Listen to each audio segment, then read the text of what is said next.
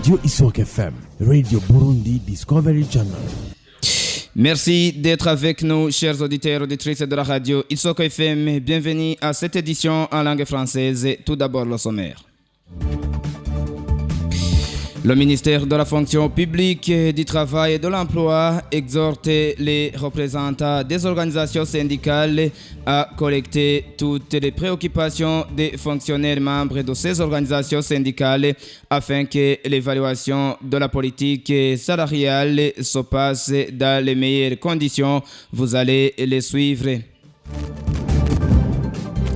Et le délai de 12 mois qu'une jeune fille victime d'une grossesse non désirée en milieu scolaire doit passer à la maison après l'accouchement n'est pas une sanction, mais plutôt c'est pour l'intérêt de son nouveau-né et pour l'intérêt de sa propre santé. Vous allez également les suivre.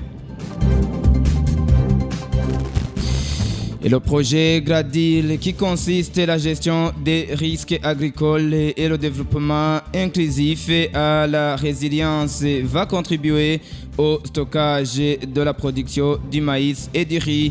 Vous allez également les suivre à cette édition qui sera présentée par Alain Hervé Siabonimana et Solange Ayinghamiye sur la mise en onde. Bienvenue.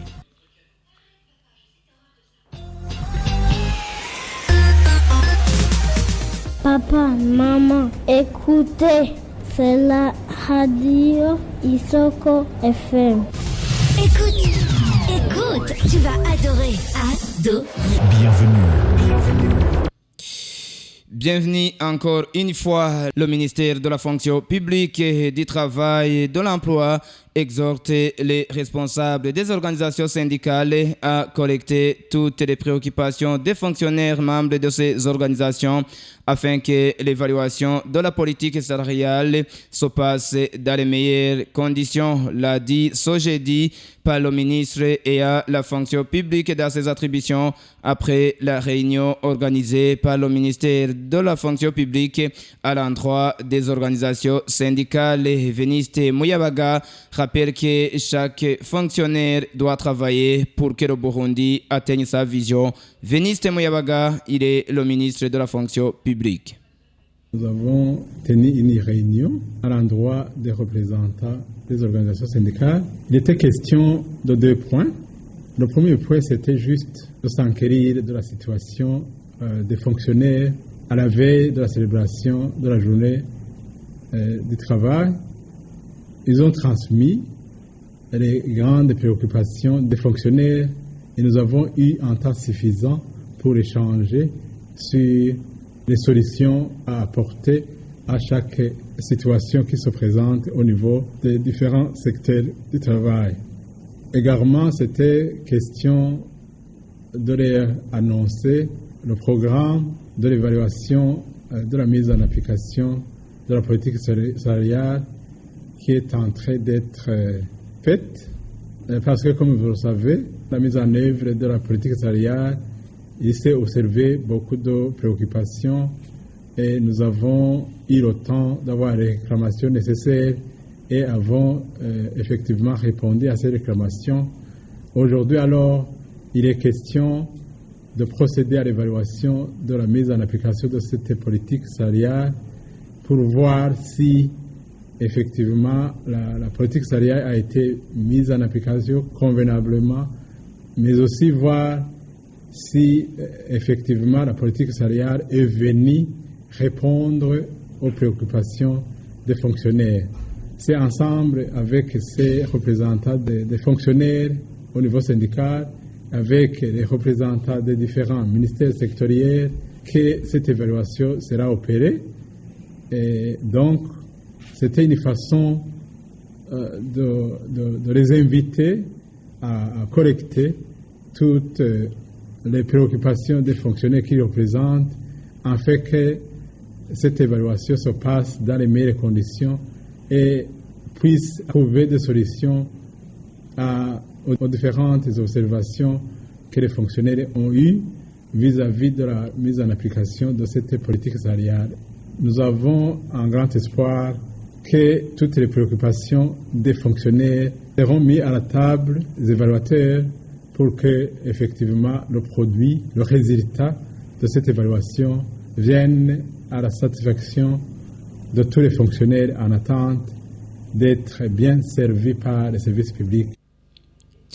Véniste Mouyabaga, ministre de la fonction publique et agriculture et élevage à présent, le projet GRADIR qui consiste à la gestion des risques agricoles et le développement inclusif à la résilience va contribuer au stockage de la production du maïs et du riz. Propos de Diomède Dikoulio, secrétaire permanent au ministère de l'Agriculture et de l'Élevage, où il indique qu'en ce qui concerne la filière quinicole, le même projet va résoudre les problèmes liés à la santé de la paix et des marchés d'écoulement. Je vous prie de l'écoute. Pour le moment, on a une grande production dans la filière maïs, où on a un grand stock de maïs, que pour le moment, nous avons constaté qu'il y a un problème de stockage, il y a un problème de qualité qui émane effectivement de la qualité effectivement de ces infrastructures de stockage. Et aussi, on a identifié qu'il y a un problème lié à la transformation, parce qu'on a peu d'unités de transformation qui répond aux exigences et aux normes de qualité. Donc, je pense que ce projet va contribuer dans ce sens. Concernant la filière quinicole, les études ont identifié des défis en rapport avec la santé de ces animaux, donc les lapins, et aussi les études ont identifié les défis liés au marché. Et donc, quand les éleveurs vont développer cette filière, ils vont produire ou bien vont élever des lapins, ils ont besoin d'un marché d'écoulement. Ce projet va aider à développer dans la chaîne de valeur, nous permettre d'avoir des lapins de bonne qualité, en commençant par des centres nécessaires. C'est plutôt Diomède Ndayirukiye, pas Diomède Ndikurio. Après une courte pause, on continue avec le journal. Vous écoutez la radio Isoko FM, la voix qui enrichit. C'est sur 100.4 MHz. On ne se lasse jamais. C'est la radio Isoko FM et Méta sur 100.4 MHz et vous pouvez également suivre nos publications sur notre page Facebook en écrivant Isoko FM RBDC. Page société à présent, le délai de 12 mois qu'une jeune fille victime d'une grossesse non désirée en milieu scolaire doit passer à la maison après l'accouchement n'est pas une sanction, mais plutôt c'est pour l'intérêt de son nouveau-né et pour l'intérêt de sa propre santé. Propos de Janine Ihorihodze, secrétaire exécutif permanent de la Commission nationale de l'enseignement fondamental et post-fondamental dans une conférence de presse organisée par la BOUBEF.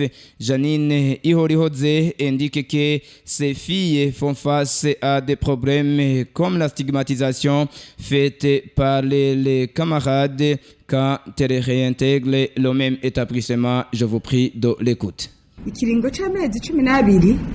La période de 12 mois après l'accouchement pour la jeune fille n'était pas considérée comme une punition pour elle. Nous avons plutôt pensé à sa vie. Vous savez que même les fonctionnaires de l'État, qui sont adultes si vous voulez, lorsqu'une femme tombe enceinte, elle bénéficie d'un repos de 49 jours avant l'accouchement et 49 jours après l'accouchement. Vous savez que le nouveau-né a le droit d'être allaité. Alors, comment peut-il allaiter au moment où celle qui lui a donné naissance aujourd'hui sera demain à l'école? C'est pour cette raison que nous disons de la laisser se reposer un peu, de laisser son corps récupérer et ensuite prendre soin de son enfant pendant la période d'une année et revenir à l'école après cette période. Lorsqu'une fille retourne à cette même école, après avoir rencontré des problèmes de tomber enceinte,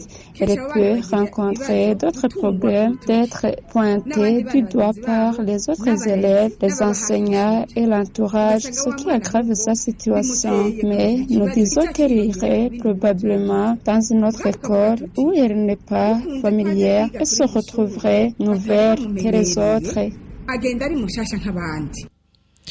Janine Ihorihodze, secrétaire exécutif permanent de la Commission nationale de l'enseignement fondamental et post-fondamental, traduit en français par Henriette Kagwiza.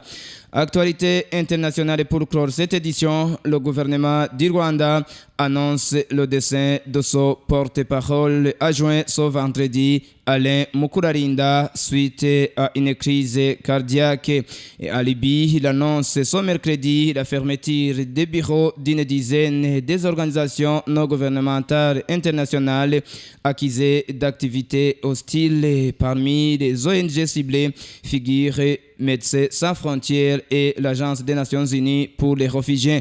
Et en Corée du Sud, la Cour constitutionnelle a destitué ce vendredi le président Yoon Suk-yeol par vote à l'unanimité. Yoon Suk-yeol a été destitué définitivement du pouvoir après sa déclaration de loi martiale en décembre 2024. Prise de détail avec Obélix Nyonzima. Au Rwanda, c'est la mort du porte-parole du gouvernement rwandais, Alain Mukurarinda. Il est mort suite à une maladie d'accident vasculaire cérébral dans un hôpital King Faisal de Kigali. La Libye a suspendu 10 organisations non gouvernementales et internationales à l'accusation d'activités hostiles. L'annonce a été faite mercredi soir lors d'une conférence de presse du ministère de l'Intérieur. Il est reproché à ces organisations non gouvernementales de promouvoir des valeurs contraires à celles de la Libye. Parmi les ONG ciblées figurent le Médecins sans frontières, le Conseil norvégien pour les réfugiés et celui d'Agence des Nations Unies pour les réfugiés. En Corée du Sud, la Cour constitutionnelle a confirmé ce vendredi à l'unanimité la destitution du président Yoon Suk-yeol 4 mois après sa tentative désastreuse d'imposer la loi martiale. Cette décision chasse immédiatement du pouvoir Yoon Suk-yeol qui n'était jusqu'à présent que suspendu et va entraîner une élection présidentielle anticipée sous 60 jours. Après cette publication de décision, l'ex-chef de l'État a présenté ses excuses. Nous devons ces informations à la Radio France Internationale. Disons merci à Obélix Nyonzima. Point final à cette édition. Merci de nous avoir suivis. Merci également à Solange Aïngamie qui assure la mise en onde. Alain Hervis Yabonimana était à la présentation. Les programmes de la radio Isoko FM continuent. À la prochaine.